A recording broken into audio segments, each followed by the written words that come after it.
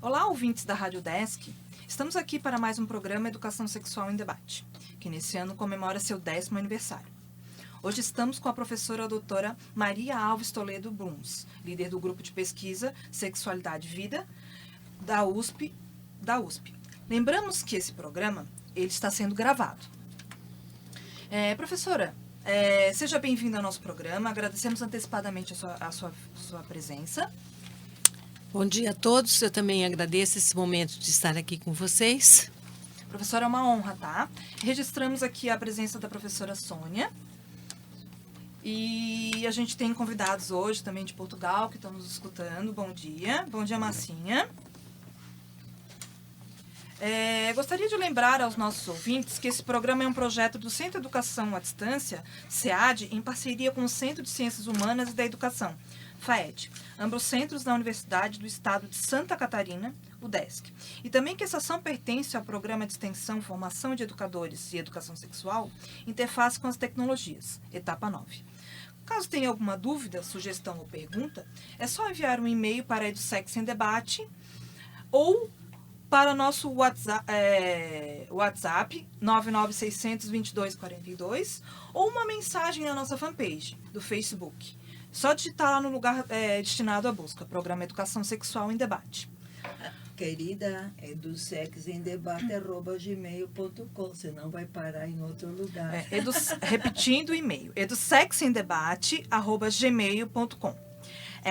Vamos iniciar então agora a nossa conversa com a doutora Maria Alves de Toledo Bruns, né? Como eu disse, é líder do grupo de pesquisa Sexualidade e Vida, da USP, né? Da USP de Ribeirão, professora? Isso, campus de Ribeirão Preto, São Paulo. Professora, vamos iniciar a nossa conversa falando um pouquinho da tua trajetória até a chegada no teu doutorado. Qual é a sua formação? Vamos introduzir aos nossos ouvintes quem é a doutora Maria. Eu fiz pedagogia, depois eu fiz formação em psicanálise e fiz doutorado na Unicamp em psicologia da educação e fiz meu pós-doutorado na linguística na USP em São Paulo e realmente elegi como carreira profissional a entrar numa universidade pública, seguir a carreira de pesquisadora. E nesse momento eu prestei uma seleção na USP em Ribeirão Preto e entrei fazer parte do corpo docente de professores do Departamento de Psicologia e tenho desenvolvido minhas pesquisas sobre sexualidade humana. Professora, a senhora é líder do grupo de pesquisa Sexualidade e Vida. Não é Sexualidade e Vida. Não, é Sexualidade e Vida. As palavras são juntas, agrupadas. Propositalmente, né? O ciclo de pesquisa, ele surge no momento que eu fui, ele faz parte, ele na realidade é o meu projeto de extensão universitária, porque ele realmente tem uma extensão muito grande, ele atinge várias línguas. O leitor que quiser me ouvir, estou me ouvindo nesse momento, ele pode acessá-lo e pode ouvir na língua que ele quiser, fizer opção. E ele tem como objetivo veicular e socializar todas as pesquisas que são realizadas sobre a minha orientação no programa de pós-graduação em psicologia, que fica no campus da USP em Ribeirão Preto, e também no programa de pós-graduação em educação sexual. É o primeiro do país, da Universidade Paulista, que é a Unesp, no campus de Araraquara. Esse é um curso recente de formação em educação sexual e vem tendo assim, uma aceitação muito grande do público pela necessidade de colocar, da própria universidade, assumir a formação de um docente com formação em educação sexual para poder socializar esse saber e chegar até, por exemplo, futuramente nas escolas de todos os níveis de ensino. Professora, vamos falar um pouquinho do teu grupo.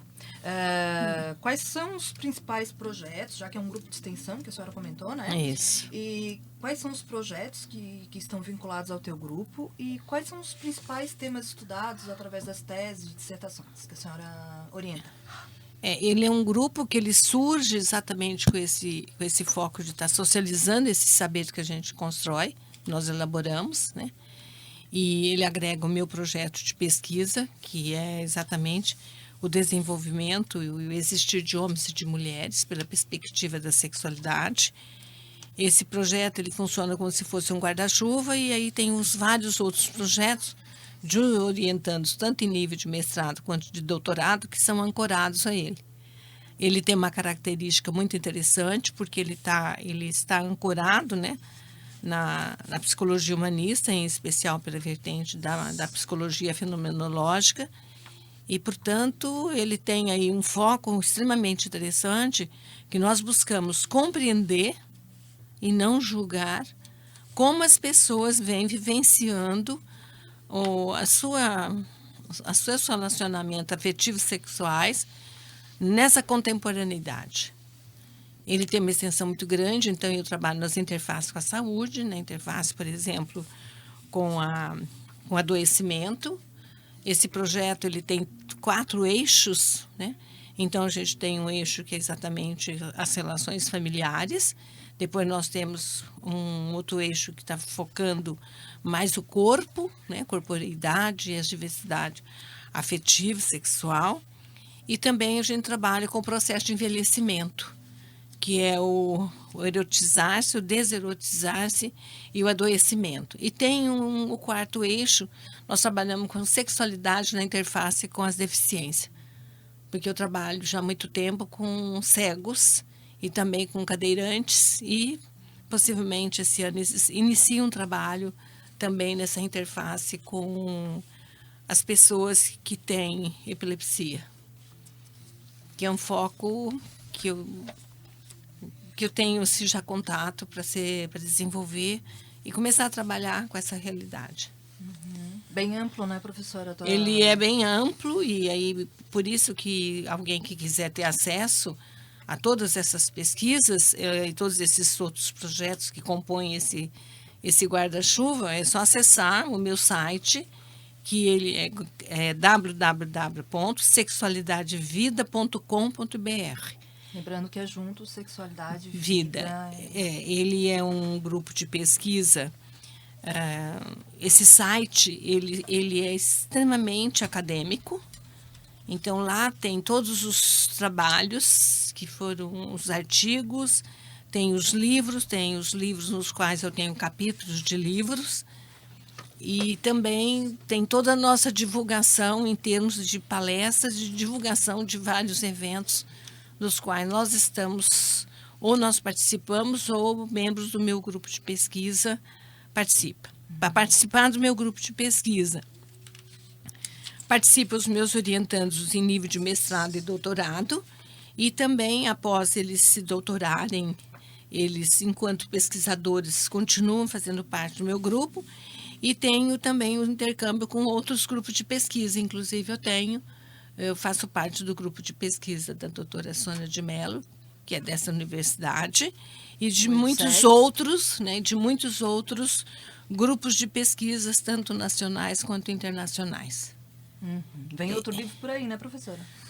Vem. Nós estamos, inclusive, nesse evento. É o 3º já, né? Nós temos aí um propósito. 3º integrado, né? Mas a professora tem um número bem grande, né? Esse 3º que a Fernanda está se referindo, nós estamos organizando juntas, né? O 3º que organizamos juntas, né? E é uma parceria muito, muito agradável, né? E muito rica de relacionamentos, e me parece que é oportuno eu também estar assim narrando, porque eu tive aqui nesse programa e nessa universidade a possibilidade de um livro meu de pesquisa, um livro sobre sexualidade de cegos, ser publicado em braille nessa instituição. Foi impresso na UDESC. Foi uma coisa, acho que pioneira, né? E foi muito gratificante, porque é um livro sobre cegos, né?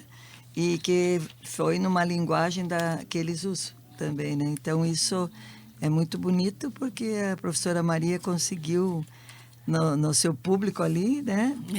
Dar um presente para eles, né? E outra, socializá-lo, porque esse livro está impresso na nossa linguagem, né? Ele tá como e-book, ele está no site da editora, que é o Átomo e a Linha, né, de Campinas, e faltava apenas ele ser publicado na linguagem Braille. E aí essa universidade realizou. Que bonito, professora. Professora, o teu grupo tem muitos temas interessantes, né? A gente fez um pontinho ali, um recortezinho, e a gente escolheu um texto teu que tu escreveste num livro chamado Mídia e Adultização e Erotização da Infância e da Adolescência. A gente vamos começar conceituando o que é a infância e o que é a adolescência. Então, a infância, né, ela surge como categoria, né, para demarcar a temporalidade do humano no século XVIII, né, e chega até os nossos dias, porque até então a família tinha um outro tipo de estrutura e criança tinha assim, não era encarado a criança dentro das especificidades do que caracteriza a infância para nós nos dias atuais. E surge de uma forma assim extremamente pertinente, porque a criança vivia assim totalmente no meio dos adultos, e adultos não tínhamos, por exemplo, a própria divisão das residências, não tínhamos, por exemplo, quartos, né? Tudo era muito socializado, então criou-se nesse momento umas divisões das casas, e aí os adultos tiveram possibilidade de ter as suas intimidades realizadas sem a presença das crianças, o que isso significa um avanço e muito interessante. E a partir disso, então, foi criado, né, a própria sociedade na sua complexidade, esse período considerado infância, que se caracteriza, né, do 0 ano até mais ou menos 7 anos, e com suas especificidades de preferência, que essa criança seja cuidada, que ela receba assim, garantias de sobrevivência, né, inclusive de relações psíquicas saudáveis, né, de relações parentais saudáveis, e também que ela tenha uma escolaridade garantida, e ao mesmo tempo que ela possa ela não ser inserida no mercado de trabalho. Porque por muitos anos, e até hoje em algumas regiões do mundo, e possivelmente até do Brasil, a criança ainda está no mercado de trabalho informal. E aí ela é retirada muitas vezes da escola. E isso é muito prejudicial para um projeto de ser humano. Mas o que caracteriza a infância é exatamente um olhar do adulto, que essa criança precisa ser acolhida, ela precisa receber condições de desenvolvimento físico, psíquico e espiritual para ela vir a fazer a passagem para a adolescência de uma forma saudável. E a adolescência, também dentro dessa perspectiva de olhar para a temporalidade do humano que inicia no seu ou inicia antes do seu nascimento, né? Até a finitude, que é a morte. Então, para uma compreensão dessas características específicas, dessa longevidade do humano, então foi criado também a adolescência, que se caracteriza de uma forma simples de compreensão, que está entre a passagem da infância para a fase adulta.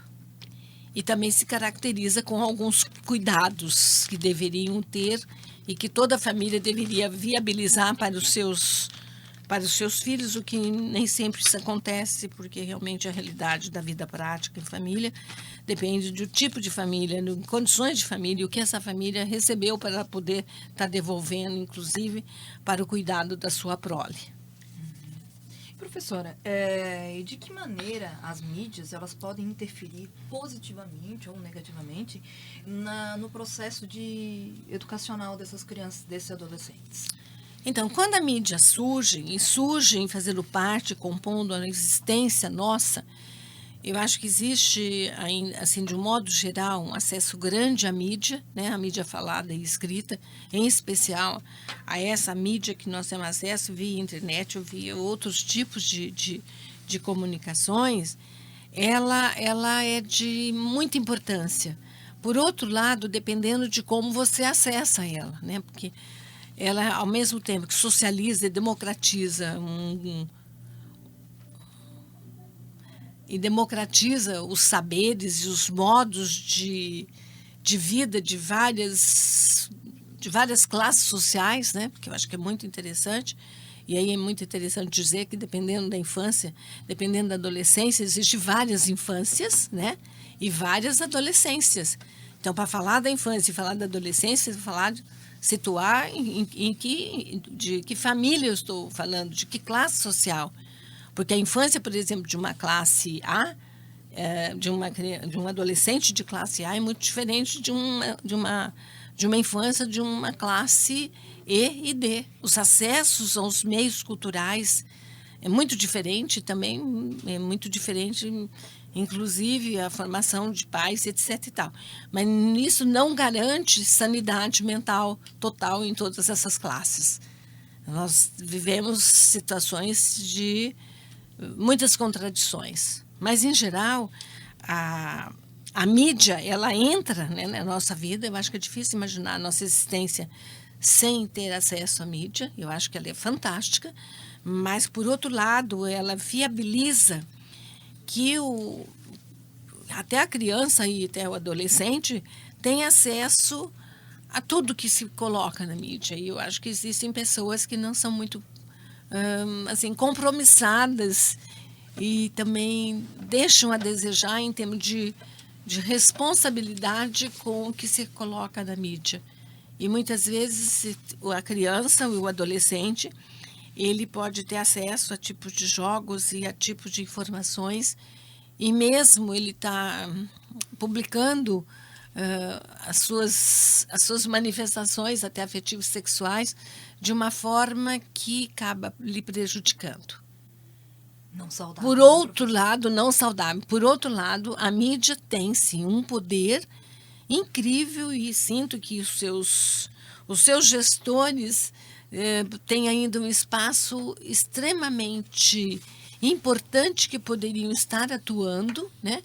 Em termos assim, de criar momentos mesmo, programas, por exemplo, na televisão. Eu acho a televisão assim, fantástica, e ela está praticamente em vários lares da maioria, por exemplo, da população brasileira, com programas que pudessem, por exemplo, estar favorecendo pais e a própria criança a ter a aprender a ter um autocuidado com alguns sites e alguns meios que chegam até ela. Porque ela pode auxiliar muito, por exemplo, professores numa sala de aula. Uma mídia bem estruturada e assumindo responsabilidade, e aí eu situo, por exemplo, esse próprio programa que vocês têm aqui, ele realmente se demarca até pelo tempo que ele tem de existência e de número que 10 anos. E de número que ele de extensão que ele atende à população, é porque ele realmente oferece à comunidade a resposta às suas indagações. Porque aonde que os nossos jovens vão buscar informação hoje? Ele vai na mídia. Então, quanto mais o adulto assumir responsabilidade para legar isso para essa faixa etária, eu acho que nós estaríamos contribuindo para ele realmente experienciar momentos mais saudáveis na sua vida, né? E relações parentais ser mais dialógica.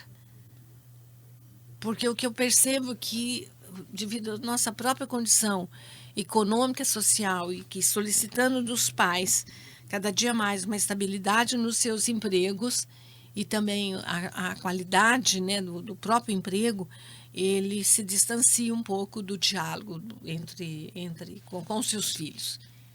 E vejo essa como condição primordial para manter uma unidade familiar.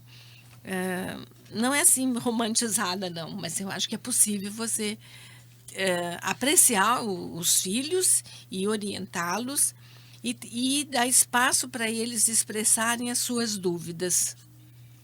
E juntos poderem estar decidindo, porque alguns temas ele deveria adquirir uma maturidade para ele poder estar tendo acesso a alguns vídeos que, dependendo da idade, eu acredito que não são assim pertinentes para algumas idades, o acesso em especial a vídeos de pornografia explícita. Eu acho que isso aí precisa ser repensado.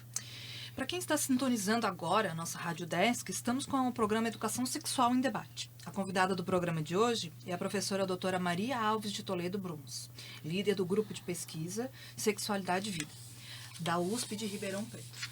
Lembrando que esse programa está sendo gravado, tá? Professora, de que maneira os educadores podem trabalhar esses conteúdos midiáticos que a gente estava falando, que a senhora abordou pertinentemente a questão do dialógico entre os pais, mas de que maneira os educadores, professores ou os profissionais da educação podem trabalhar com esses conteúdos midiáticos em sala para que essa ação tenha uma repercussão positiva na vida futura dessas crianças e adolescentes? Eu acho que o ideal da escola, né? Falo mais em termos de ideal, mas eu acredito que isso pode vir a ser uma prática concreta de realização numa escola. Eu acho que a escola deveria realmente trabalhar em parceria com a família. Enquanto a escola não abrir espaço e a família não sentir que ela é corresponsável pela qualidade do ensino, o que eu percebo é esse distanciamento. Fica muito difícil para um professor na sala de aula responder questões, angústias, conflitos do adolescente, inclusive da criança. E fazer uma seleção do que pode ser o melhor para eles. Porque, na realidade, cada família, como unidade básica, responsável, em primeiro lugar, pela educação do filho, inclusive de que ele tenha que ir à escola, mas a escola, eu sei que é difícil, eu acho que é fácil falar. Eu acho muito difícil e ainda nós não temos uma praxis extremamente socializada de que essa família precisaria estar mais presente na escola. Mas eu não vou porque as reuniões são em horários que eu não posso ir. E eu entendo que realmente isso é real. Mas, por outro lado, eu ainda volto assim, a colocar que a escola deveria criar algumas reuniões para que a família se sentisse inserida na escola, independente dos horários que os filhos estejam lá. Deveria ser um ponto de encontro, porque eu acho que a escola deveria ser uma instituição viva, criativa, no qual pudesse estar presente pais e os professores para decidirem, na realidade, quais são os temas que poderiam estar sendo trabalhados em sala de aula. Mas o que acontece? Existe um currículo que é criado, um modelo, e a criança adapta a realidade daquela escola, na realidade, o aluno tem que adaptar aquele currículo, aqueles temas. E eu sinto que poderia ter alguma brecha para essa própria comunidade, primeiro saber o que essa família espera da escola. É verdade, né, professora Sônia? A gente tem essa experiência de sentir na pele, né? Como faz diferença quando a família dessa criança frequenta cotidianamente a escola, né? Para essa criança, como é diferente quando a família dela tá participando, ele está junto com a gente. Eu costumo dizer que parece que existe eu vou dizer uma palavra meio forte, mas uma certa hipocrisia, tanto na família como na escola, que fingem que querem trabalhar juntos, mas as circunstâncias de construção desse relacionamento afastaram e fica num jogo de empurra-empurra de quem é a culpa do quê, né? Porque fica numa situação de que eu entrego lá na área da educação sexual, isso é muito comum quando é discutido um pouquinho que você vai trabalhar intencionalmente o tema na escola, a escola comunica ou conversa com os pais, a maioria dos pais e responsáveis dizem, não, é bom, porque eu não estou capacitado, tenho dificuldades, mas quando é falado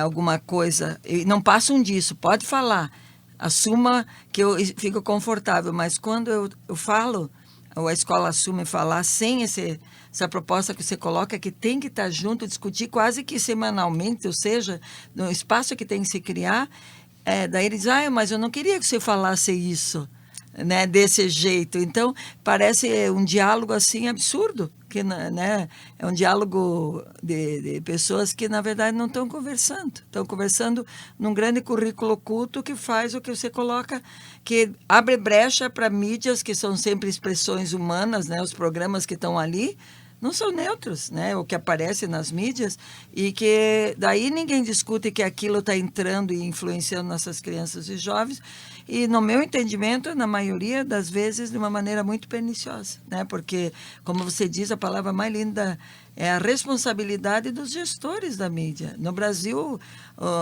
as grandes mídias, os grandes canais, né, que a televisão, por exemplo, é uma concessão pública, mas é tratada como se fosse uma propriedade de famílias, né? E o grande público que é dono dessa mídia, da poderosa televisão, não tem essa noção, né, que tem essa possibilidade. Nossa, assim, está sendo muito interessante, porque a palavra responsabilidade dos gestores pressupõe uma consciência crítica da população de que aquilo ali é feito por alguém com uma intenção. Né? E que ele assuma que ele tem um compromisso com a formação dos ouvintes, né? Que ele tem assim, realmente uma consciência do que você fala, dependendo de onde você fala, você pode influenciar um número significativo de pessoas. Né? E, por outro lado, eu entendo a família e que nós não tivemos essa prática do diálogo. Nós não sabemos dialogar em casa, a família não dialoga, em geral, com os filhos, né? A não ser quando ele está, assim, tendo notas muito baixas na escola, ele é chamado, e aí a escola, que eu acho, né, ela só chama quando ele não está indo bem, né? Eu acho que a escola poderia fluir de uma forma gostosa, devia ser um espaço, entendeu? Para os pais, por exemplo, organizarem jogos de futebol junto com os filhos. Aí você poderia implantar projetos que a família fosse uma coautora da elaboração desse projeto. Desse projeto pode ser de educação física, pode ser de educação sexual, enfim, porque...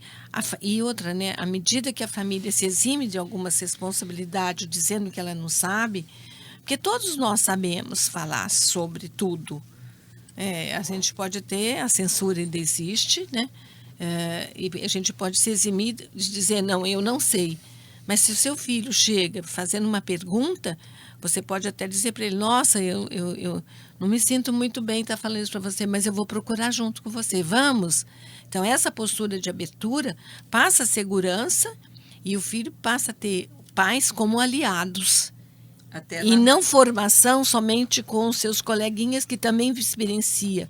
Não raro, a mesma situação de distanciamento, de dúvidas, curiosidades que a própria criança tem e o adolescente. O adolescente sofre muito quando ele se percebe que o corpo está desenvolvendo, na dança dos hormônios, ele não entende que de uma hora para outra o corpo ficou diferente, a voz mudou, tem pelos, a menina, seios que vão aparecendo.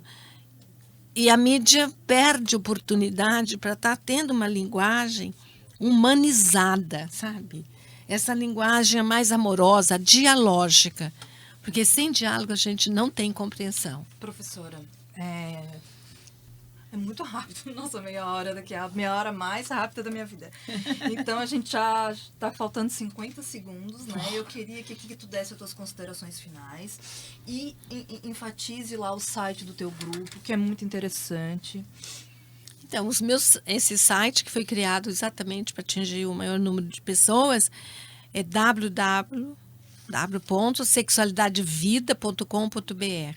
Nele, navega do jeito que vocês quiserem, inclusive em níveis acadêmicos. Nós temos todas as teses e dissertações, estão lá ancoradas. Você clica e abre, enfim, na sua tela do computador.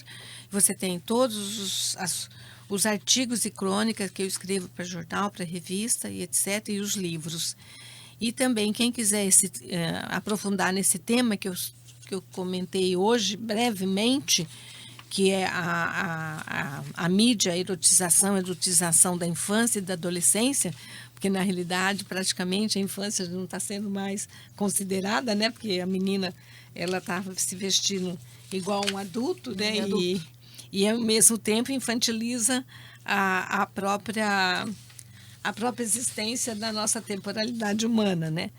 Mas a mídia e a erotização da infância e da adolescência é um capítulo que está inserido num livro. Esse livro é um e-book, cada um pode baixar na sua casa, e esse livro chama Perspectiva, Práticas e Reflexões Educacionais.